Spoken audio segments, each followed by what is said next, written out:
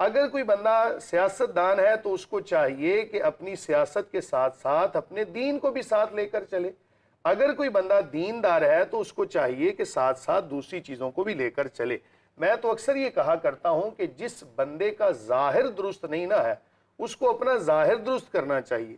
جس بندے کا اندر درست نہیں ظاہر درست کرنے سے کیا مراد؟ ظاہر درست کرنے سے مراد یہ ہے، دیکھیں نا، ہم نے ایک تقسیم کر دی پاکستان کے اندر، بلکہ پوری دنیا کے اندر ہم نے یہ تقسیم کر دی کہ جس کے سر پہ امامہ ہوگا، جس کے چہرے پہ داڑھی ہوگی، اس کو ہم مولوی صاحب کہیں گے. اب ایک قطع کلامی کی بات آپ مکمل کی، مفتی صاحب مکمل کیجئے گا، آپ بات مکمل کیجئے گا پوری. لیکن یہ تقسیم پھر کس نے کی کہ جس نے پینٹ پہنی ہوئی ہے وہ ٹھیک نہیں ہے؟ دیکھیں میں عرض کرتا ہوں کہ دیکھیں پینٹ پہننا رسول اللہ صلی اللہ علیہ وآلہ وسلم، میں نے اسی لیے شروع میں کہا کہ ہم نے رسول اللہ صلی اللہ علیہ وآلہ وسلم کی مبارک سیرت سے، آپ کی زندگی سے ہم نے سبق لینا ہے.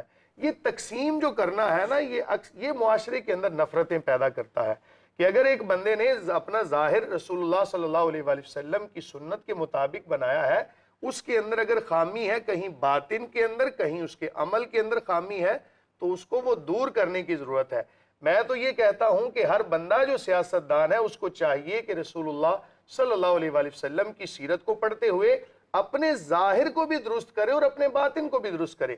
جب ہر طرف آپ کو نظر آئے گا نا کہ آپ کا ماننا ہے کہ سیاست دانوں کو ظاہر و باطن جو ہے وہ ایک جیسا رکھنا چاہیے. آپ بیرسٹر صاحب دیکھیے، پہلے تو مجھے نہیں سمجھ کہ ظاہر کیا ہے. ظاہر کے لیے تو کوئی کوڈ نہیں دیا گیا، ڈریس کوڈ بھی کوئی قرآن کے اندر نہیں ہے. حیا ہے، اب حیا کی اپنی اپنی انٹرپریٹیشن ہے سب کی. تو میں نہیں سمجھتا ظاہر مولوی سب کسے کہہ رہے ہیں بار بار ظاہر کو درست کرے. ظاہر کیا مجھے نہیں سمجھ آتی ہے. اور باطن سے یا آپ واقف ہیں یا آپ کا خدا واقف ہے، تو کوئی دوسرا باطن کے اوپر انگلی اٹھا نہیں سکتا. تو میں یہ سمجھتا ہوں کہ سب سیرت پاک کو جانتے ہیں بحیثیت مسلمان. اس کے لیے اور میں سمجھتا ہوں کہ الجھایا ہی مولویوں نے ہے اپنی اپنی سیرت سنا کے. ادروائز ہمیں قرآن، میری بات سن لیجیے، آپ اشارہ نہ کریں، میں آپ کا حق ہے. میں مولوی نعوذ باللہ میں اس سینس میں نہیں کہہ رہا، میں انہیں کہہ رہا ہوں جنہوں نے ظاہر میں رسول کو نماز پڑھتے ہوئے دیکھا ہے. تو ہم تک ایک جیسی نماز کیوں نہیں پہنچائی؟ کسی کی نماز ادھر کیوں ہے، کسی کی ادھر کیوں ہے، کسی کی ایسے کیوں ہے؟ آپ نے تو ظاہر میں بھی کوئی کام ٹھیک نہیں کیا ہوا. تو دوسری بات یہ ہے کہ آپ نے مسجد کے ماتھے کے اوپر، جہاں پہ میرا رب کہتا ہے کہ جس طرح لا الہ الا اللہ کہتا ہے قرآن میں، اسی طرح وہ لا تفرقوا کہتا ہے. آپ نے ماتھے کے اوپر ٹیگ لگایا ہے فرقے کا، خدا کے حکم کے خلاف. اور وہاں پہ میں جو بھی نماز پڑھوں گا میں پکڑا جاؤں گا کہ میں کس فرقے کا ہوں. تو میرا رب تو میرے سے مجھے فرقے سے ممانعت کر رہا ہے. پہلی بات یہ ہے. دوسری، اب یہ باطن کے لیے مجھے سیرت کی ضرورت اس لیے میرے سے انہوں نے بھی سوال کیا، انہوں نے بھی بات کی ظاہر اور باطن کی. تو مجھے ہم لوگ سمجھتے ہیں کہ سیرت پاک کا سب سے معتبر ذریعہ قرآن پاک ہے. اور اگر اس کی نزولی ترتیب میں پڑھا جائے، اقرا باسم ربک الذی خلق سے شروع کر کے، اور اس کے بعد سورہ قلم آتی ہے، اس کے بعد سورہ مدثر آتی ہے، مزمل آتی ہے، آپ پڑھیں گے تو آپ سیرت پاک پڑھیں گے نا، پوری سیرت رسول پڑھیں گے. لیکن جب آپ مجھے انٹر ہی مدینے سے کرتے ہیں، تو اسی لیے ڈاکٹر اسرار صاحب نے بھی اپنی زندگی میں کہا تھا کہ قرآن پاک سیرت نبی کا سب سے معتبر ذریعہ ہے اور ہمیں ایک دفعہ ضرور پڑھنا چاہیے. لیکن نہ پڑھا جاتا ہے، نہ پڑھایا جاتا ہے، نہ اویلیبل ہے کہ آپ اس سے سیرت کو لیں. تو ہم تو یہ کام کر رہے ہیں. میرے سے سوال ہوا تو میں ضرورت نہیں محسوس کرتا، لیکن میں جواب دے دیتا ہوں کہ آج اس ماحول میں ہیں. ہم لوگ پچھلے 4 سال سے ہر جمعے کو مجلس تدبر و تفکر معرفت رحمت للعالمین اور قرآن سے ہم لوگ 5-6 گھنٹے کی نشست ہوتی ہے، جس میں میرے دوست بیرسٹرز ہیں، ڈاکٹرز ہیں، سارے ہم جو دوست ہیں، ہمارا اکٹھے ہونے کا موجب وہ قرآن ہے اور قرآن کے اوپر تدبر و تفکر ہے. اس پہ ہم کرتے ہیں تدبر اور تفکر کرتے ہیں اور قرآن کو سیکھ بھی رہے ہیں، سیرت کو جان بھی رہے ہیں. اور اسی کے ساتھ میں سمجھتا ہوں ظاہر تو کچھ بھی نہیں ہے. ظاہر کو تو خدا نے، ظاہر یہ دنیا ہے نا، تو خدا نے کہا یہ کھیل تماشا ہے، تو ظاہر میں کیا درست کروں گا؟ باطن درست کروں گا تو میرا ظاہر درست ہوگا. کوئی جناب مسیح کے پاس آیا تھا کہ میں بیمار ہوں، تو انہوں نے کہا تھا تم جھوٹ چھوڑ دو. اس نے کہا بھی اس کا میری بیماری سے کیا تعلق ہے؟ اس نے کہا جب روح بیمار ہوتی ہے تو تم بیمار ہوتے ہو.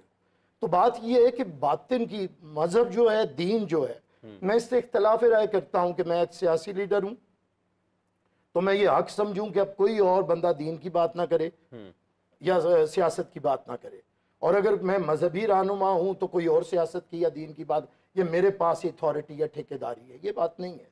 آپ نے پہلے تو آپ اپنے لیے خود کے لیے پیغامبر ہیں، جو پیغام آپ کرتے ہیں، ایبزارب کرتے ہیں، قرآن سے کرتے ہیں، نبی پاک کی سیرت سے کرتے ہیں، وہ تو پہلے آپ اپنے پیغامبر ہیں نا، اپنے آپ کو دینا ہے۔ تو میں یہ سمجھتا ہوں کہ دین کا معاملہ جو ہے وہ فقط نہ کسی سیاستدان پہ چھوڑا جا سکتا ہے، نہ کسی عالم دین پہ چھوڑا جا سکتا ہے، یہ تو آپ کا معاملہ ہے۔ اور مذہب روحانی بالیدگی کا سب سے بڑا ذریعہ ہے، وہ ٹھیکیداری کا ذریعہ نہیں ہے۔ مذہب روحانی بالیدگی کا ذریعہ ہے، غلط اور کسی کو درست ثابت کروں گا۔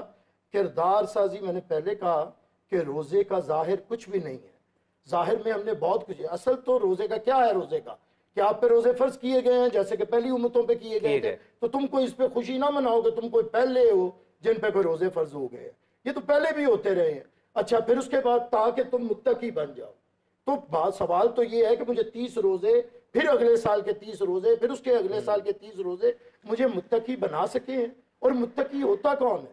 متقی کہتے کسے؟ تقویٰ کیا چیز ہے؟ مجھے اس پہ غور کرنا ہے۔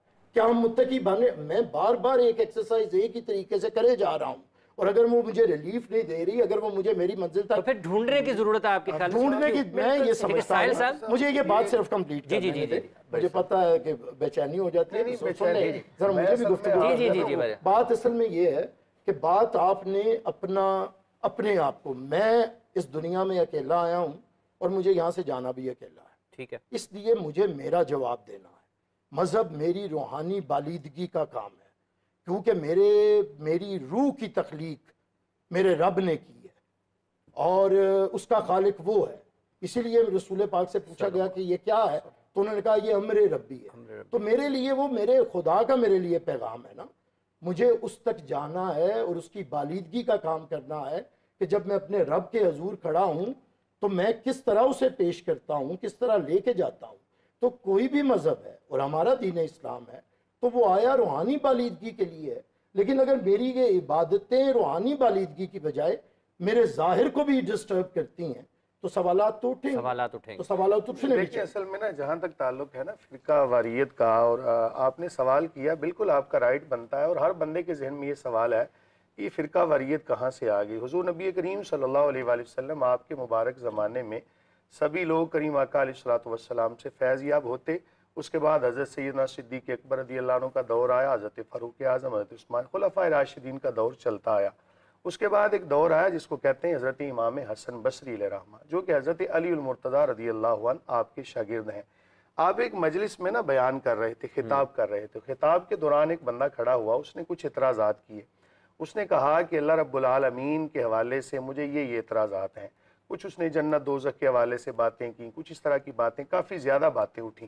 اس وقت تک نا سبھی لوگ اپنے آپ کو صرف مسلمان ہی کہتے تھے کہ ہم بھی مسلمان ہیں، لا الہ الا اللہ محمد رسول اللہ صلی اللہ علیہ وآلہ وسلم سبھی پڑھتے تھے۔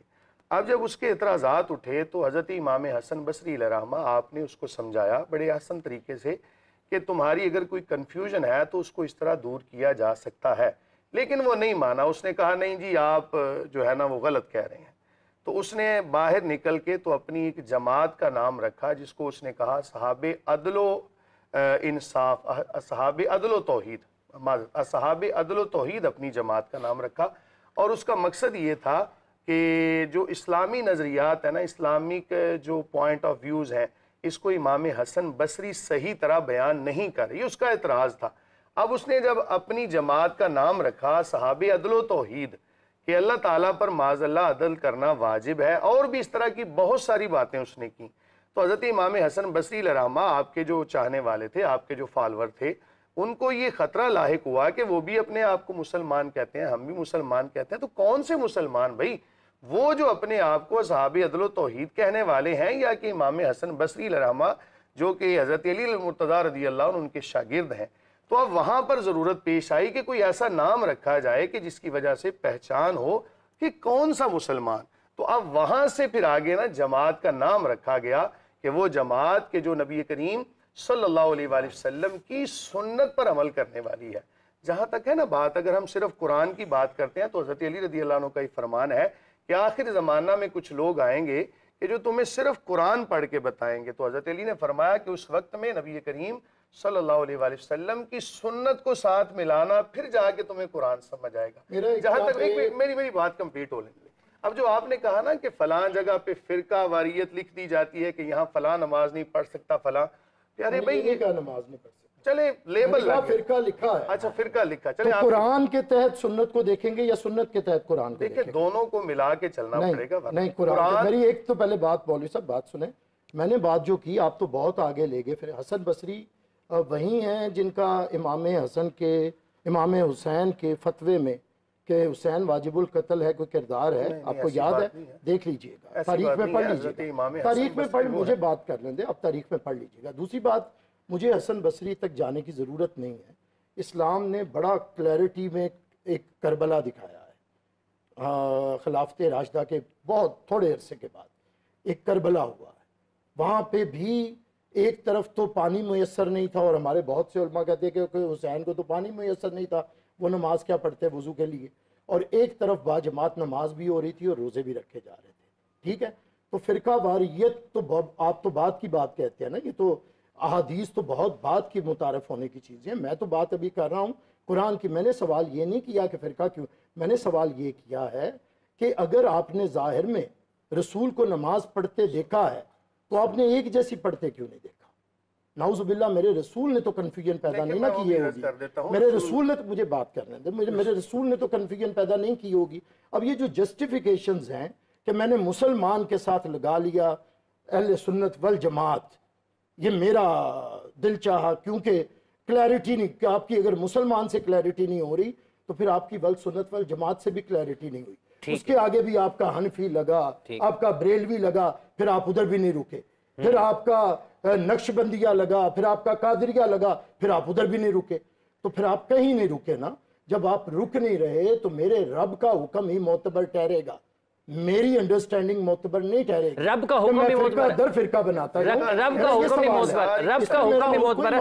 ساحل صاحب یہ جو بات صرف 2 منٹ کی ہے، ساحل صاحب کو کر لیں، بس ان کو بعد میں آپ شامل کیجئے گا. ساحل صاحب کو لے لیتے ہیں، ساحل صاحب کو بھی لے لیتے ہیں، ساحل صاحب کو مفتی صاحب لے لیتے ہیں. ساحل صاحب کافی دیر سے وہ بھی انتظار کر رہے ہیں. ساحل صاحب، یہ جس طرح سے آپ نے گفتگو سنی ہے، بیرسٹر عامر حسن صاحب کی بھی آپ نے گفتگو سنی ہے، مفتی سخاوت منیر نعیمی صاحب کی بھی، یہ جو معاملہ ظاہر اور باطن والا ہے کہ ظاہر درست کرنے کی چیز ہے، ہمیں اس کو بھی کرنا ہے، یہ بنیادی طور پر پھر لگتا ہے کہ شاید آپ کی وضاقتہ سے، لباس سے، یا جو آپ کی کلچرل چیزیں ہیں اس سے ایک اندازہ لگایا جاتا ہے کہ یہ ٹھیک ہے یا نہیں ہے.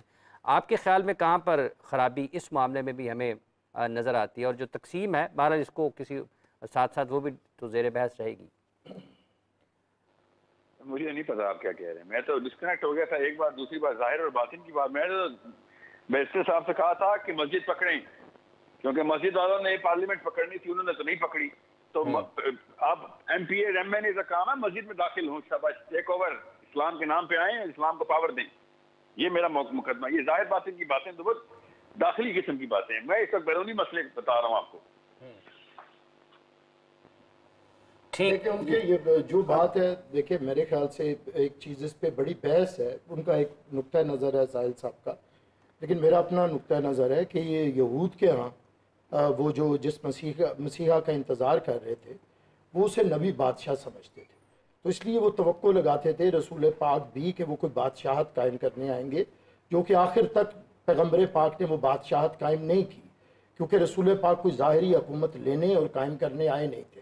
اسی لیے آپ کو یاد ہوگا کہ رسول پاک نے جتنا بھی یہ معاملہ کیا ہے یہ آپ کے اخلاق اور آپ کی باطنی تربیت کے لیے کیا ہے. میرا جو اس پہ موقف ہے، اس لیے میں یہ سمجھتا ہوں کہ بجائے کوئی مسجد سنبھالنے کے یا سماج سنبھالنے کے، پہلے تو یہ وہ کہتے ہیں نا کہ بظاہر یہ چھوٹا سا جسم ہے لیکن اس کے اندر ایک جہان چھپا ہوا ہے، اور پہلے تو مجھے اس کی اپنے اوپر حکومت کرنی ہے، اپنے اوپر حکومت کرنی ہے.